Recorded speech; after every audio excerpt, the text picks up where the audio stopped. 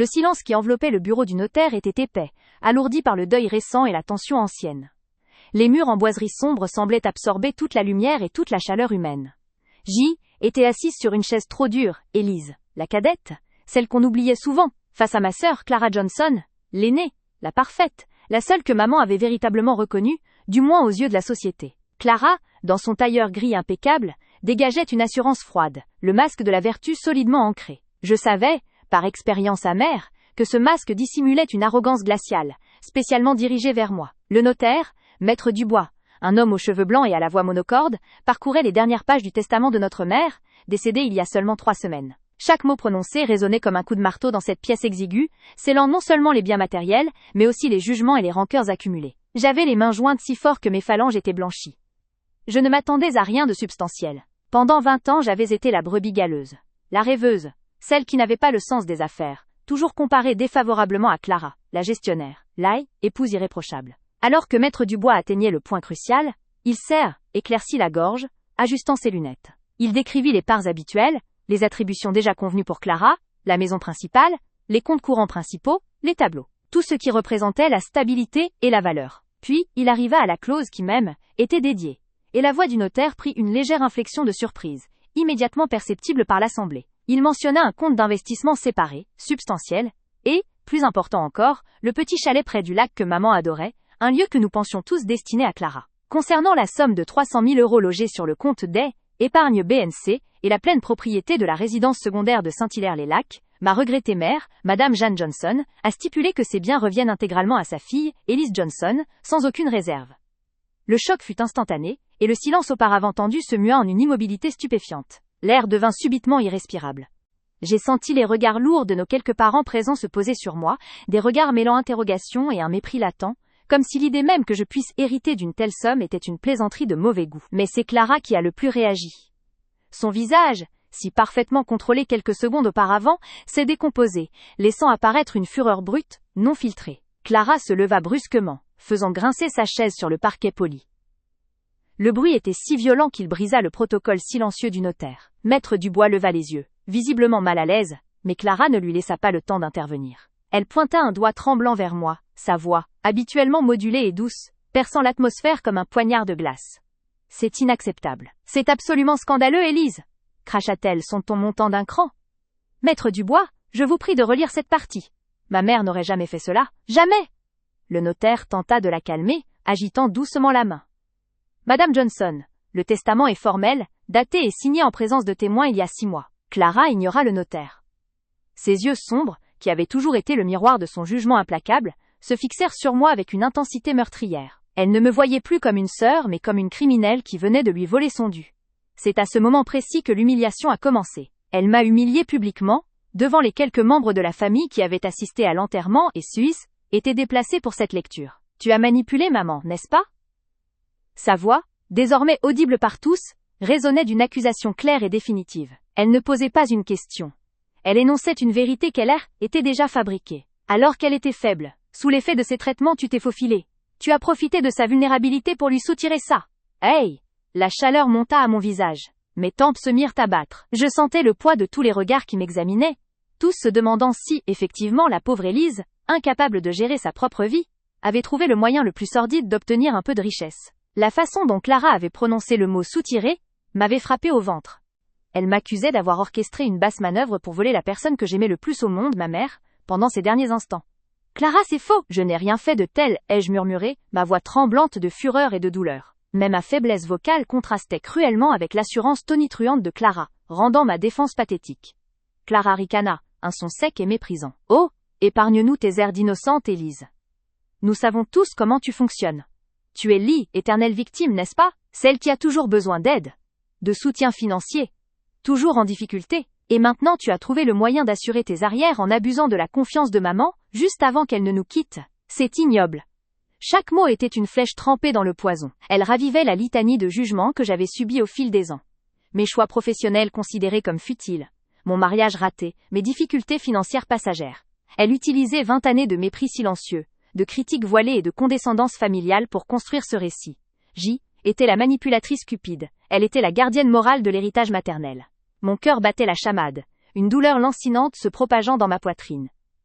Les souvenirs affluèrent, brûlants. La fois où elle avait ricané de mon premier échec professionnel devant maman, me traitant de « petite rêveuse qui ne s'en sortirait jamais ». Le repas de Noël où elle avait fait remarquer, avec une fausse gentillesse, que mes vêtements étaient un peu trop usés pour une réunion de famille. Tous ces moments où elle m'avait rabaissé, diminué, toujours avec ce sourire de façade, ce masque de bonne sœur qui veillait sur la famille. Elle était dans un état de fragilité extrême, insista Clara, s'adressant maintenant aux autres membres de la famille, cherchant leur approbation. Qui d'autre qui, Élise aurait pu se montrer si lâche pour lui faire changer ses dispositions à la dernière minute.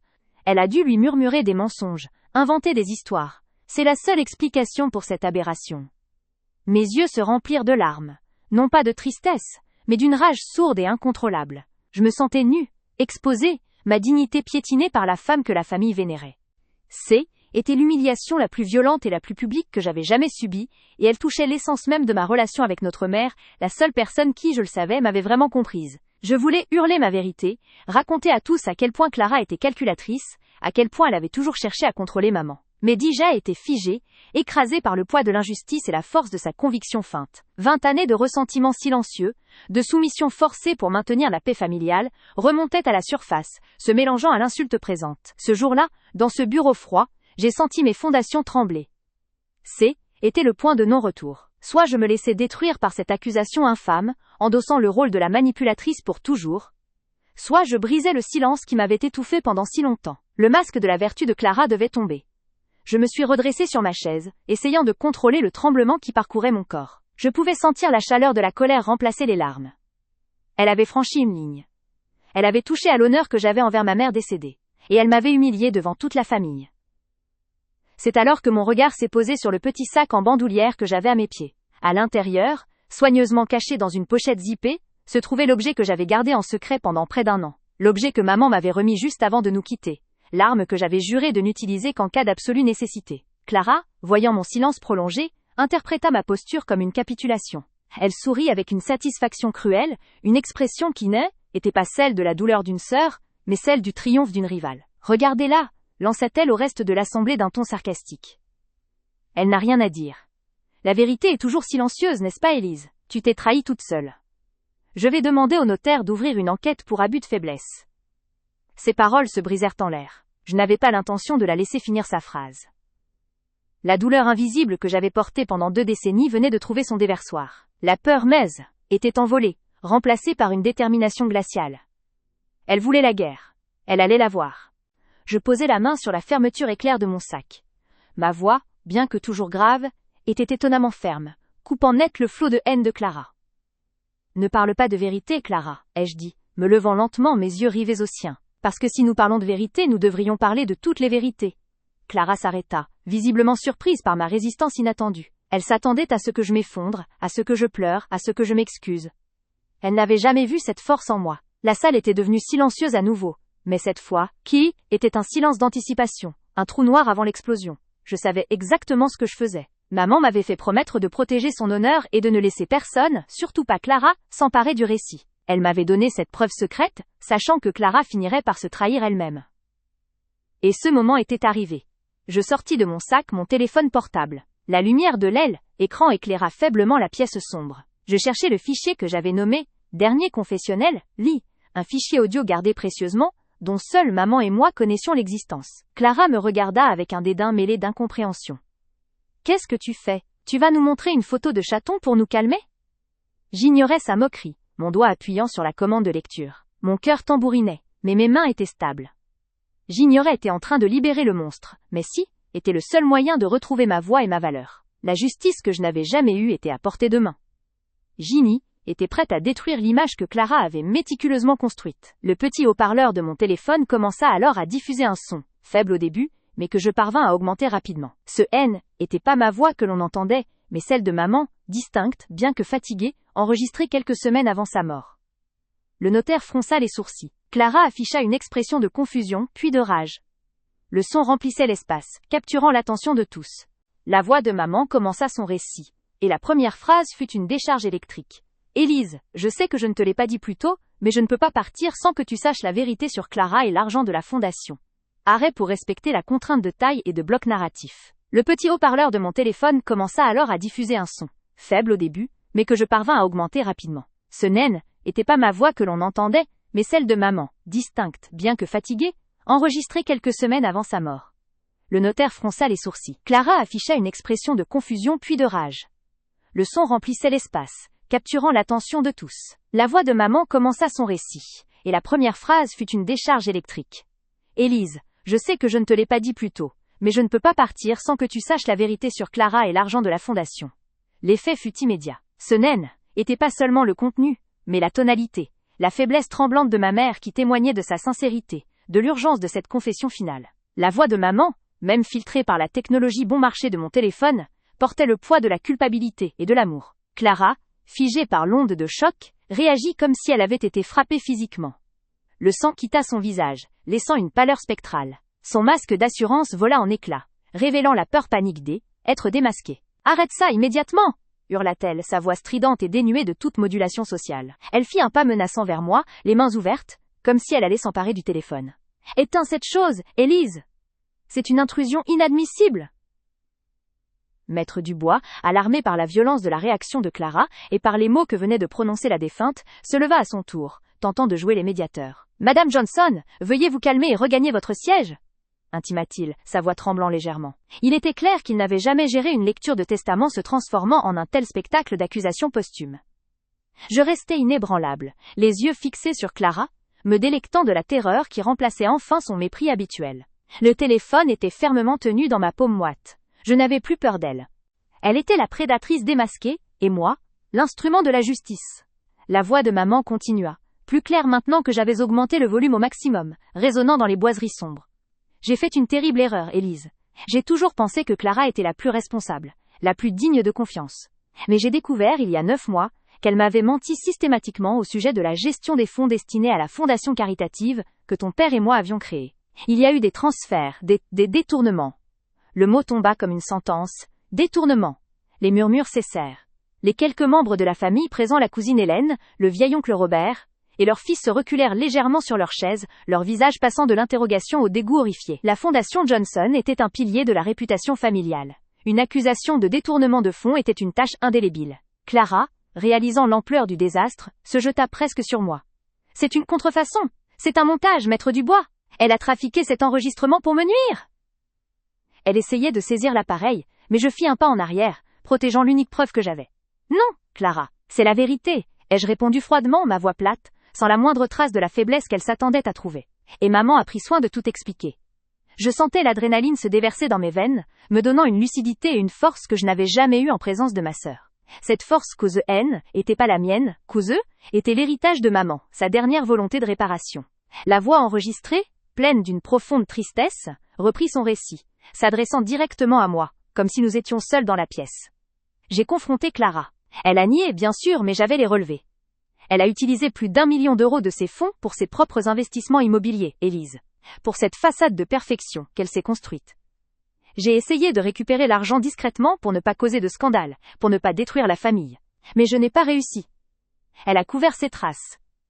Un silence épais, plus lourd que le deuil, s'installa. Le notaire, maître Dubois, dont le rôle était de garantir la légalité et non d'arbitrer les querelles familiales sordides, le silence qui enveloppait le bureau du notaire était épais, alourdi par le deuil récent et la tension ancienne. Les murs en boiserie sombre semblaient absorber toute la lumière et toute la chaleur humaine. Gita était assise sur une chaise trop dure, Élise, la cadette, celle qu'on oubliait souvent face à ma sœur Clara Johnson, l'aînée, la parfaite, la seule que maman avait véritablement reconnue, du moins aux yeux de la société. Clara, dans son tailleur gris impeccable, dégageait une assurance qui m'avait toujours semblé artificielle, mais que le reste de la famille, et surtout maman, avait toujours prise pour de la vertu. Lorsque maître Dubois, le notaire à la mine grave et au costume trop grand, a finalement lu la clause sur la répartition des biens immobiliers, une petite part, pourtant symbolique, était attribuée personnellement, un petit chalet de montagne que maman et moi adorions. C'est à ce moment précis que la digue a cédé. Clara s'est redressée sur sa chaise avec une violence inattendue, ses yeux bleus acier se fixant sur moi avec une intensité glaciale qui cherchait à me transpercer. C'est une farce, n'est-ce pas, maître ? Sa voix, habituellement modulée pour sonner douce et raisonnable, était désormais aiguë, coupante. Le notaire, habitué à la discorde, mais visiblement mal à l'aise face à cette explosion, a ajusté ses lunettes. J'ai senti le regard de nos cousins et tantes, présents dans la salle, se braquer sur moi, mélange de curiosité et de jugement déjà prononcé. Était l'aile, éternel coupable présumé. Mademoiselle Johnson, le testament a été rédigé il y a 6 mois et signé en présence de 2 témoins. Il est parfaitement légal, lui a répondu le notaire d'une voix sèche, essayant de ramener une once de professionnalisme dans cette atmosphère viciée. Mais Clara ne écoutait plus. Elle était levée, ses mains fermement posées sur le bureau, se penchant vers moi comme un prédateur. C'est là que j'ai entendu les mots qui ont fait remonter 20 années de mépris silencieux. « Élise, tu n'as aucune honte ? Elle m'a humiliée devant toute la famille. » Mon cœur s'est mis à battre la chamade, tambourinant dans mes tempes. Tu sais très bien que maman naine était plus en état de prendre de telles décisions ces derniers mois. Tu l'as isolée. Tu l'as manipulée pour qu'elle te donne ce chalet. Elle n'a fait que profiter de sa faiblesse. C'est une manipulatrice. Le choc de l'accusation, prononcé avec cette certitude absolue, m'a coupé le souffle. Ce n'était pas seulement une attaque sur ma part d'héritage, sec, était une démolition complète de mon intégrité, une confirmation publique de l'image que Clara avait méticuleusement construite de moi depuis notre adolescence. Celle de la sœur parasite, secrètement intéressée, profitant de la bonté de maman. J'ai senti le sang monter à mes joues, la rage chaude se mêlant à la douleur glacée de l'injustice. « Clara, tu dépasses les bornes », ai-je murmuré, ma voix tremblante, si faible qu'elle s'est perdue dans le sifflement de la respiration excitée des autres membres de la famille qui buvaient chaque mot de ma sœur. Elle a ricané, un son bref et amer. « Les bornes ? Mais tu as fait croire à maman que tu étais la seule présente, la seule à prendre soin d'elle, alors que tu ne faisais qu'orchestrer ton petit profit personnel. Tu es une menteuse, Élise. Tu n'as jamais rien fait par amour désintéressé. » À cet instant précis, la douleur a cessé d'être une souffrance silencieuse et s'est transformée en une détermination froide, cristalline. Ces 20 années où j'avais accepté le rôle de l'ombre, où j'avais encaissé ses jugements mesquins lors des dîners de famille, où j'avais laissé son masque de vertu briller sans jamais le contredire, tout cela s'est effondré. J'ai revu chaque regard méprisant, chaque sous-entendu blessant, chaque fois où elle m'avait effacé. Maître Dubois frappait doucement le bureau avec son stylo, tentant désespérément de reprendre le contrôle. « Mesdames, je vous prie, nous sommes dans le cadre d'une lecture testamentaire. Ce n'est ni le lieu ni le moment pour régler des querelles personnelles. » Mais était précisément le lieu et le moment. Était le sommet de événement familial, le point culminant de notre histoire de famille, et elle venait de m'offrir la tribune parfaite pour la dénoncer. Je me suis rappelé pourquoi j'avais gardé mon secret. Je n'avais pas manipulé maman. Au contraire, maman, dans ces derniers mois de lucidité et de détresse, m'avait confié l'indicible. J'ai fermé les yeux un instant, me remémorant la scène il y a 8 mois. Dans la chambre d'hôpital, l'odeur d'antiseptique et la lumière blafarde. Maman, affaiblie, les larmes coulant silencieusement sur ses joues, m'avait raconté l'ampleur de la trahison financière de Clara. Elle m'avait avoué que Clara, sous prétexte d'aider à gérer les placements familiaux, lui avait fait signer des documents pour détourner une somme considérable, vidant presque entièrement le compte Ginée, épargne destinée à sa propre retraite. Maman, honteuse et terrifiée que la vérité éclate de son vivant, m'avait imploré de garder le silence. « Mais pourquoi tu ne l'as pas dénoncé ?» lui avais-je demandé à époque, le cœur brisé. « Parce que c'est ma fille, Élise. Et personne ne me croira. Clara a toujours été la bonne. Mais toi, tu es mon roc maintenant. Promets-moi de ne rien dire avant ma mort. Mais ensuite, fais ce que tu dois faire. » C'est ce jour-là que, par pure prévoyance, sentant que Clara nierait tout après la mort de maman, j'avais agi. J'avais pris mon téléphone et enregistré cette confession, une preuve audio incriminante. Non pas pour l'utiliser immédiatement, mais comme une assurance, une arme de dernier recours contre l'injustice que je savais inévitable. J'avais caché ce fichier audio dans un coffre-fort numérique, le nommant sobrement VE_RIE_MP3. Aujourd'hui, Clara venait de me donner la permission de l'utiliser. Elle venait de m'humilier devant le jury familial qu'elle avait tant chéri.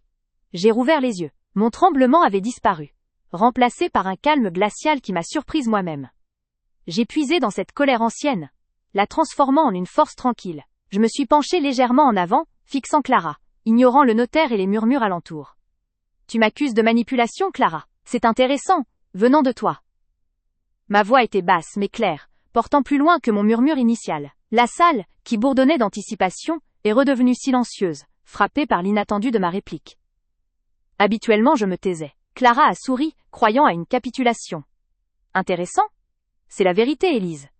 Et tout le monde ici le sait. » Elle avait tort, tout le monde allait connaître la vraie vérité. J'ai pris ma décision. Mon cœur battait la chamade, un rythme lourd et sourd dans ma poitrine, mais j'ai sorti mon téléphone portable de la poche intérieure de ma veste noire. Ce geste était petit, mais il a attiré tous les regards. J'ai déverrouillé l'écran, mes doigts ne tremblant pas malgré l'adrénaline qui inondait mon système. J'ai pris le temps de me connecter au petit haut-parleur Bluetooth que j'avais glissé discrètement dans mon sac au cas où, par miracle, maman aurait mentionné la vérité dans son testament. Il n'y avait pas eu de mention explicite, mais l'injustice de Clara avait créé ma propre occasion. Le petit clic de la connexion Bluetooth a résonné. Un son minuscule mais menaçant dans le silence de mort. Clara a froncé les sourcils, sa confiance vacillant légèrement. « Qu'est-ce que tu fais, Élise ? Laisse ton téléphone. Tu n'as pas d'appel à prendre maintenant. » J'ai levé les yeux vers elle. « Non, Clara, je n'ai pas d'appel à prendre. Mais j'ai une vérité à projeter. Une vérité que j'ai gardée en secret depuis des mois. Une vérité que maman m'a confiée, sachant que tu la trahirais et que tu continuerais de jouer la sainte. » J'ai trouvé le fichier dans mon dossier sécurisé. Le nom, vv_ri_e_point_mp3. Tu m'as accusé de manipuler maman sur un chalet. Moi je vais te montrer comment toi tu l'as manipulée sur sa vie entière, ai-je déclaré, ma voix se durcissant. Je savais que j'allais détruire sa vie, sa réputation et l'image qu'elle-ci était bâtie au prix de mes années d'effacement. Mais ce jour-là, ma propre survie passait avant tout. La libération cathartique était à portée de main. Clara, voyant la détermination implacable dans mes yeux et le téléphone pointé vers le haut-parleur, a pâli d'un coup. Elle a réalisé que cette fois, je ne céderais pas. Son masque de vertu se fissurait. « Arrête ça tout de suite !» a-t-elle ordonné, sa voix devenant paniquée. J'ai ignoré son ordre. J'ai appuyé sur lecture. La salle est devenue silencieuse d'une manière absolue, le temps s'arrêtant, juste avant que le son ne commence à émaner du petit haut-parleur Bluetooth. J'ai révélé la vérité au moment le plus critique. Un grésillement initial, puis une voix faible, douloureuse, mais reconnaissable entre toutes, a empli le bureau du notaire, brisant le silence. Était la voix de maman. J'ai fait confiance à Clara. Vroul. Elle m'a dit que était pour des placements. Vroul. Mais elle a vidé le compte. Mon argent, Élise. Tout mon argent, elle l'a pris. Elle m'a volé. Ouh. Le son a continué, la voix de maman racontant avec une clarté déchirante la trahison financière de sa propre fille, détaillant les montants, les dates, les mensonges. Chaque mot était un coup de marteau sur la réputation immaculée de Clara. J'ai regardé Clara s'effondrer sur sa chaise, le visage blanc comme un linceul. Le masque de la vertu tombait. L'air était devenu si lourd, si chargé de chocs et de révélations, que j'avais l'impression que les murs allaient se fissurer. Les cousins, les tantes, le notaire lui-même, étaient figés, les yeux écarquillés, ne sachant où regarder. Le notaire maître Dubois, dont le rôle avait été réduit à celui de spectateur impuissant d'un drame familial, a lentement ôté ses lunettes, sa bouche s'ouvrant dans un étonnement muet. Personne ne bougeait. Personne n'osait respirer. L'enregistrement durait 2 minutes et 35 secondes. 2 minutes et 35 secondes d'une vérité crue, indiscutable, confirmant non seulement que Clara avait manipulé maman, mais qu'elle l'avait fait pour son propre gain, la laissant démunie et honteuse. La manipulation que Clara m'avait attribuée était en réalité la sienne, mais à une échelle bien plus destructrice. Alors que la voix de maman atteignait son apogée émotionnel, détaillant comment elle avait dû cacher le manque d'argent par honte, la rage que j'avais gardée en moi pendant 2 décennies s'est dissipée. Elle a été remplacée par un calme puissant. J'ai enfin compris ce que signifiait la catharsis. Le poids de l'injustice s'envolait, laissant derrière lui une légèreté inattendue. Clara a essayé de se reprendre. « C'est un faux! C'est un montage !» Sa voix était un chuchotement rauque, désespéré. « Élise, tu as trafiqué ça pour me détruire !» J'ai arrêté l'enregistrement et j'ai rangé mon téléphone, ma posture droite, mon regard ferme. « Tu sais que ce n'est pas un faux, Clara. Et le notaire va pouvoir vérifier les dates et les montants que maman mentionne avec les relevés bancaires que tu as signés en son nom. » J'avais déjà fait mes devoirs. La preuve était irréfutable. Le silence est revenu, mais cette fois était plus rempli de tensions anciennes, mais d'un choc absolu. Clara Johnson, l'icône de la réussite et de la moralité familiale, venait d'être démolie. Ce jour-là, tout a changé. Fin du bloc 2, Approximate Character Count Check, Target Reached, Stopping Narrative. Le silence est revenu, mais cette fois, était plus rempli de tensions anciennes, mais d'un choc absolu. Clara Johnson, l'icône de la réussite et de la moralité familiale, venait d'être démolie. Ce jour-là, tout a changé. L'air, déjà lourd de l'odeur persistante, des boiseries anciennes et du parfum trop cher. La foudre de l'humiliation avait frappé, mais elle n'avait fait qu'allumer une mèche qui couvait depuis 2 décennies. Les mots de Clara, cinglants et accusateurs, moins, manipulatrice, profiteuse, opportuniste, moins, résonnaient encore contre les boiseries du bureau, mais ils n'atteignaient plus mon cœur. J'avais atteint le point de non-retour.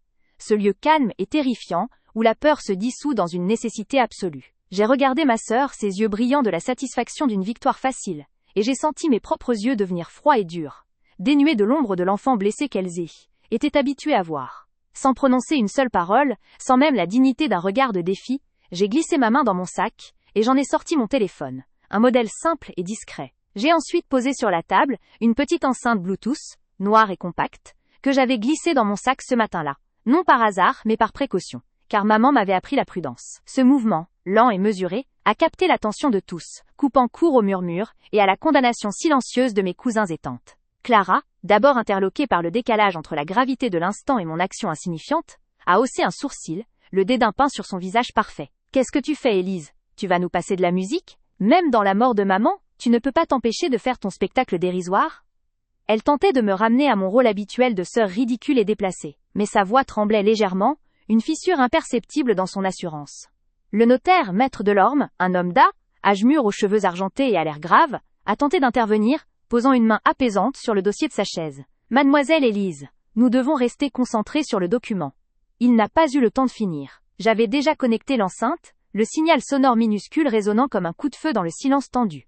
Je n'ai pas pris la peine de m'adresser à qui que ce soit. Mon regard était fixé sur Clara, qui s'apprêtait à pouffer de rire, certaine que mon geste serait stérile et pathétique. J'ai appuyé sur l'icône d'enregistrement, et j'ai réglé le volume, juste assez fort pour que chaque mot soit clair, inévitable. La petite boîte noire s'est mise à cracher la vérité. Était la voix de maman. Non pas sa voix de femme forte et autoritaire que la famille connaissait, mais une voix plus ancienne, plus fragile, enregistrée quelques semaines avant qu'elle ne éteigne, dans l'intimité de sa chambre, un après-midi où elle m'avait fait promettre de garder ce secret à ce que justice soit rendue. Une confession murmurée, lourde de regrets et de trahison. « Élise, ma chérie, tu es la seule à qui je peux dire cela. Je sais que tu penses que j'ai toujours préféré ta sœur. Mais, maman a marqué une pause, sa respiration rauque remplissant le creux du silence. Mais Clara, elle m'a trompée, elle m'a volé. Je ne voulais pas y croire au début quand les relevés de compte ont commencé à devenir étranges. » L'effet de la voix de maman, venue d'outre-tombe, a été immédiat et électrisant. Les visages se sont pétrifiés. Tante Agnès a porté une main tremblante à sa bouche. Mon cousin Charles, qui était en train de se pencher pour chuchoter quelque chose à sa femme, s'est redressé d'un coup, les yeux ronds comme des soucoupes. Pendant ce temps, le visage de Clara, jusque-là figé par le mépris, a commencé à se décomposer. La couleur l'a quitté, laissant une pâleur crayeuse sur sa peau autrefois éclatante. Elle a compris instantanément. Elle a compris que le seul secret que je détenais, celui que maman m'avait confié, était en train d'exploser devant toute la lignée Johnson. La voix de maman a continué, détaillant l'horreur avec une clarté douloureuse. Elle m'a dit qu'elle gérait mes investissements, qu'elle m'aidait à planifier l'avenir. Mais l'argent était pas investi.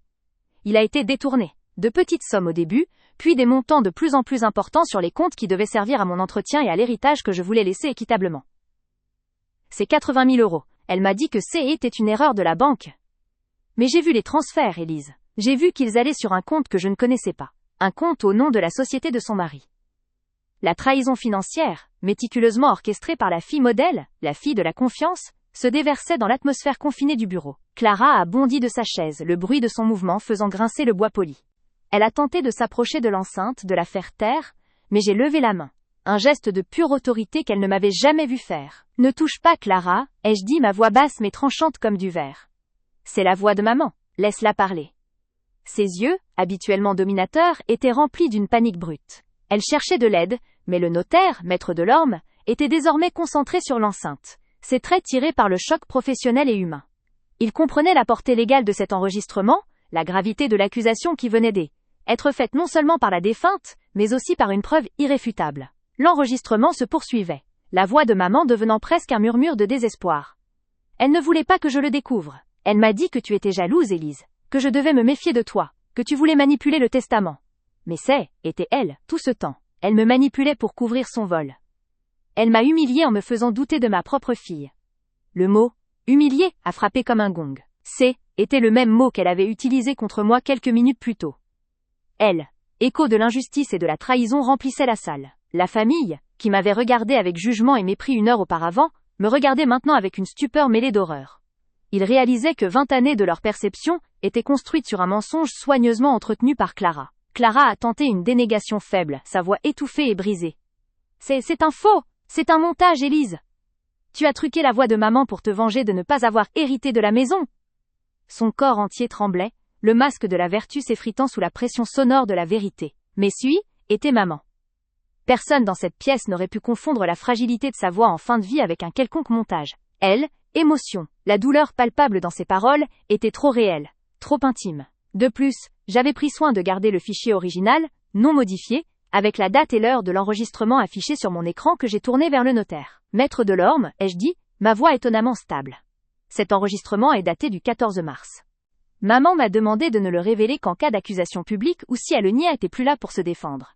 J'ai pointé Clara du doigt, qui était effondrée sur sa chaise, les mains couvrant son visage pour tenter de masquer l'humiliation. Elle a choisi la première option en m'accusant de manipuler le testament. Le notaire a ajusté ses lunettes, observant la scène avec une solennité renouvelée. Il était penché en avant, absorbant chaque mot de la confession de la défunte.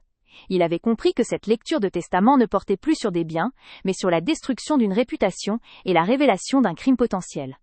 Clara pleurait maintenant, mais ses larmes étaient pas celles du regret, mais de la rage de être exposée.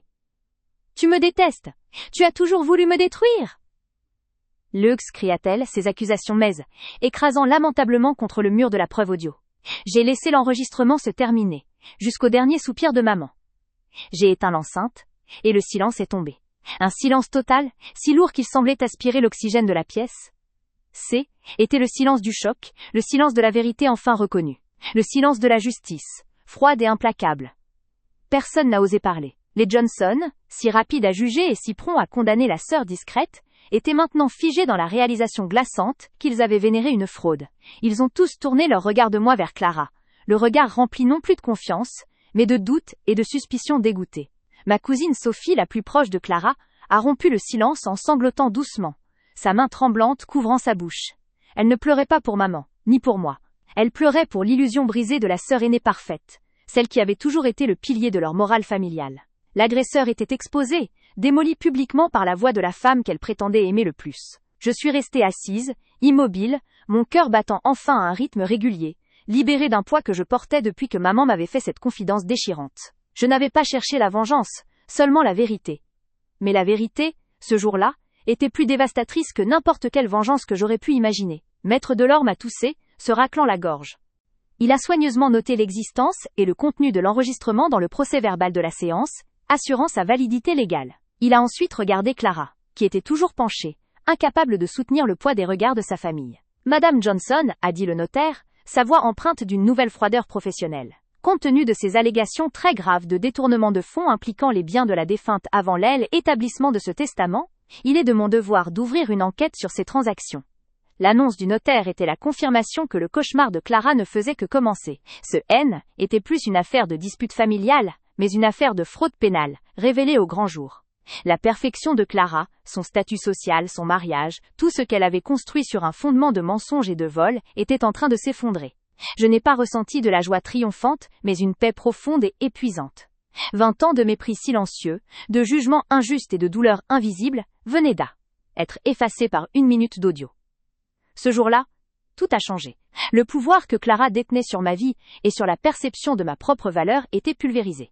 En me levant pour quitter le bureau, le notaire ayant suspendu la lecture pour la suite de l'enquête, j'ai croisé le regard de ma cousine Hélène, qui m'avait toujours traité avec condescendance. Elle ne s'est pas excusée, mais ses yeux contenaient une expression que je n'avais jamais vue. Le respect, mêlé d'une honte profonde.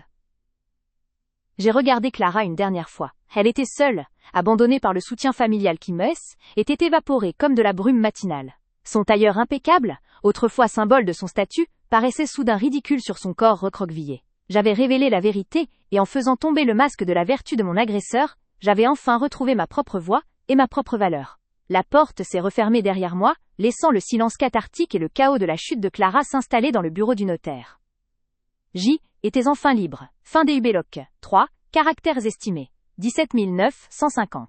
En me levant pour quitter le bureau, le notaire ayant suspendu la lecture pour la suite de l'enquête, j'ai senti mes jambes, jusque-là ankylosées par la tension, reprendre vie.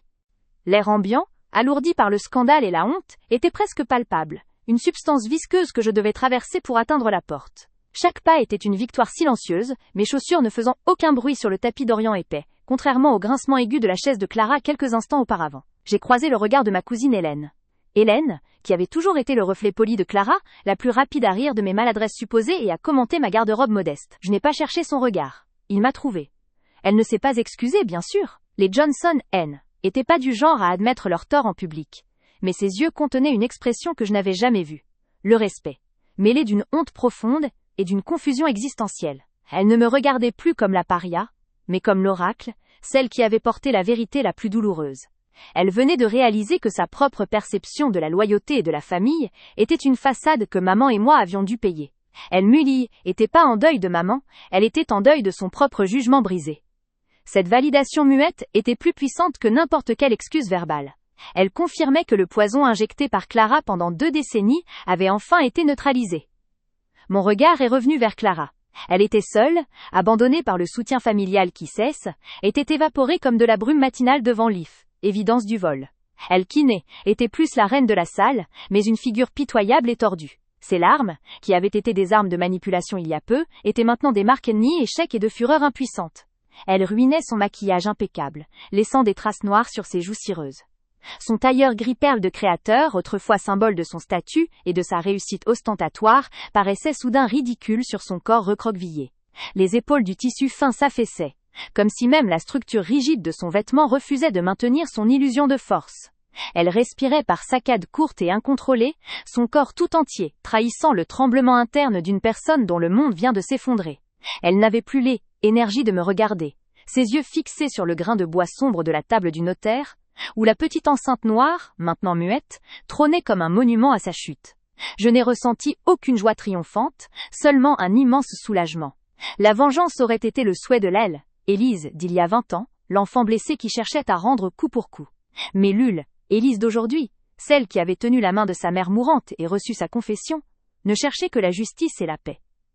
Était une paix profonde et épuisante, le calme qui suit une tempête sismique. 20 ans de mépris silencieux, de jugements injustes et de douleurs invisibles, venaient être effacés par 1 minute d'audio, le testament d'une mère cherchant à réparer une injustice post-mortem. Le pouvoir que Clara détenait sur ma vie, sur la perception de ma propre valeur, et sur la mémoire de maman, était pulvérisé. Je me suis approché de la porte en bois massif, une porte de style classique, lourde et imposante, qui symbolisait l'opacité et le secret de cette famille. En atteignant la poignée en laiton froid, j'ai marqué une pause.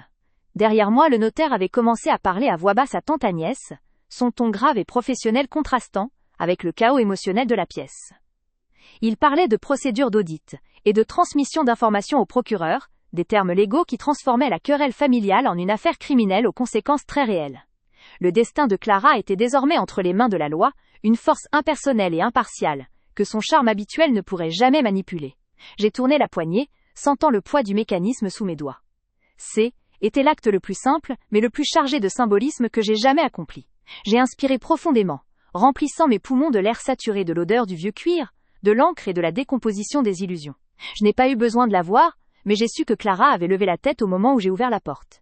Elle a prononcé mon nom, un simple chuchotement dénué de son venin habituel, presque une supplique ou une reconnaissance tardive de ma puissance retrouvée. « Élise !» Je me suis arrêtée à moitié sortie, regard